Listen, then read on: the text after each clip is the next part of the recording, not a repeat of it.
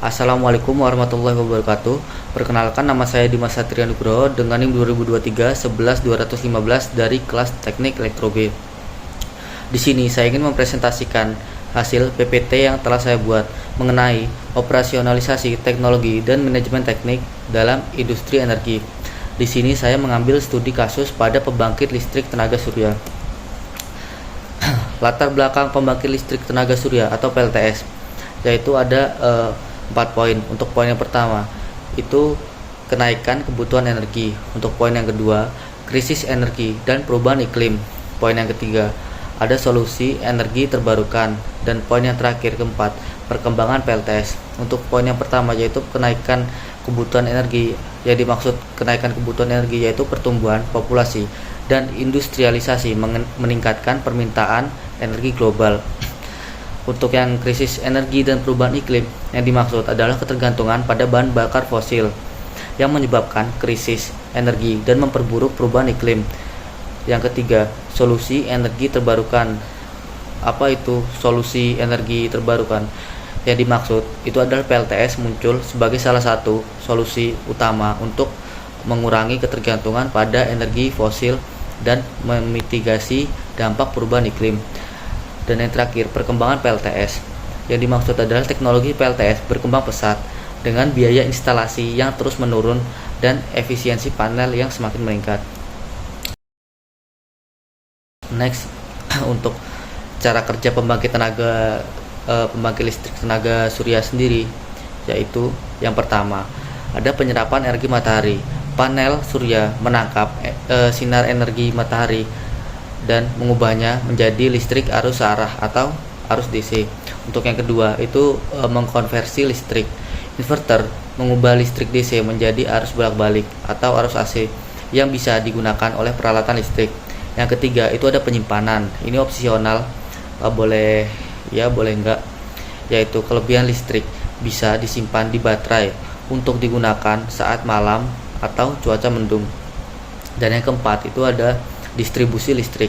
Listrik yang dihasilkan langsung digunakan atau dialirkan ke jaringan listrik. Next, untuk slide selanjutnya yaitu mengenai manajemen teknik dalam pembangkit listrik tenaga surya atau PLTS. Di sini saya mendapatkan 3 poin. Untuk poin yang pertama yaitu perencanaan dan desain. Poin yang kedua itu ada instalasi dan konstruksi. Poin yang ketiga itu ada pemeliharaan. Untuk perencanaan dan desain yaitu saya mendapatkan 2 poin. Yang pertama analisis lokasi dan yang kedua itu ada desain sistem. Analisis lokasi yaitu menentukan lokasi dan intensitas matahari tinggi. Untuk desain sistem yaitu mengatur posisi dan sudut panel untuk efisiensi optimal. Untuk poin instalasi dan konstruksi saya juga memiliki 2 poin, yaitu yang pertama pemasangan panel dan yang kedua itu konstruksi infrastruktur. Untuk pemasangan panel itu yang dimaksud adalah panel dipasang dengan struktur yang kokoh untuk menghadapi kondisi cuaca. Untuk konstruksi infrastruktur yang dimaksud itu adalah pengaturan jaringan kabel dan inverter untuk aliran listrik yang efisien. Dan poin terakhir itu ada pemeliharaan. Di sini saya juga mendapatkan 2 poin sama seperti sebelumnya. Untuk poin yang pertama itu ada pembersihan panel. Untuk poin yang kedua itu ada pemeriksaan rutin. Untuk pembersihan panel yang dimaksud adalah dilakukan secara rutin untuk menjaga efisiensi. Dan untuk pemeriksaan rutin itu adalah mengecek inverter dan sistem penyimpanan agar berfungsi optimal. Next slide itu ada operasionalisasi pembangkit listrik tenaga surya atau PLTS. Di sini saya memiliki 3 poin. Untuk poin yang pertama itu ada pemantauan secara real time. Poin yang kedua itu ada pemeliharaan rutin. Yang ketiga itu ada manajemen risiko. Untuk yang pertama pemantauan secara real time, itu saya memiliki 1 poin yaitu ada SCADA. Yaitu yang dimaksud SCADA yaitu memantau kinerja PLTS secara real time, mendeteksi gangguan dan mengoptimalkan output energi. Untuk poin pemeliharaan rutin itu saya memiliki 2 poin. Yang pertama pembersihan panel dan yang kedua itu pemeriksaan inverter. Untuk pembersihan panel yaitu adalah menghilangkan debu dan kotoran secara berkala. untuk menjaga efisiensi konversi energi. Untuk pemeriksaan inverter, itu memastikan inverter berfungsi baik agar tidak mengganggu aliran listrik. Untuk poin yang ketiga yaitu manajemen resiko, saya memiliki 1 poin yaitu cuaca ekstrim.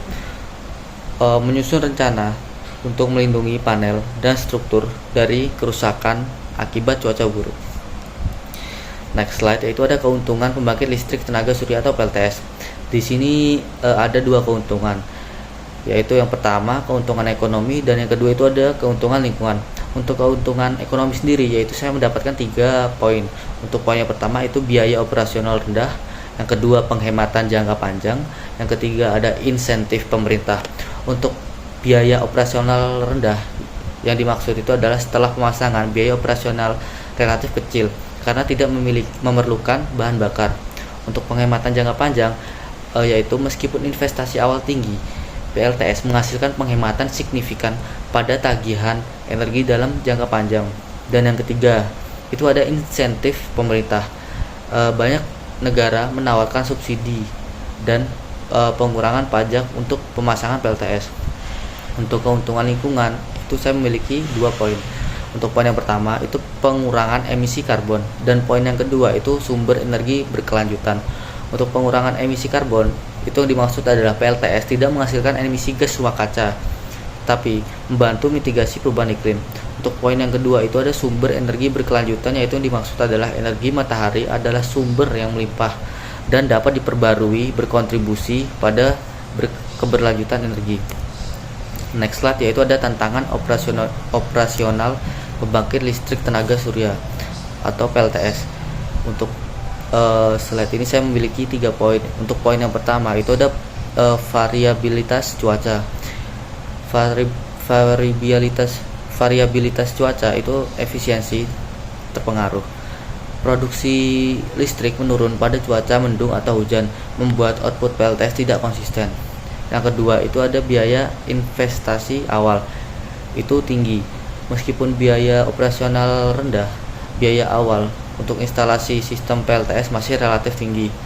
Untuk poin yang ketiga itu ada penyimpanan energi.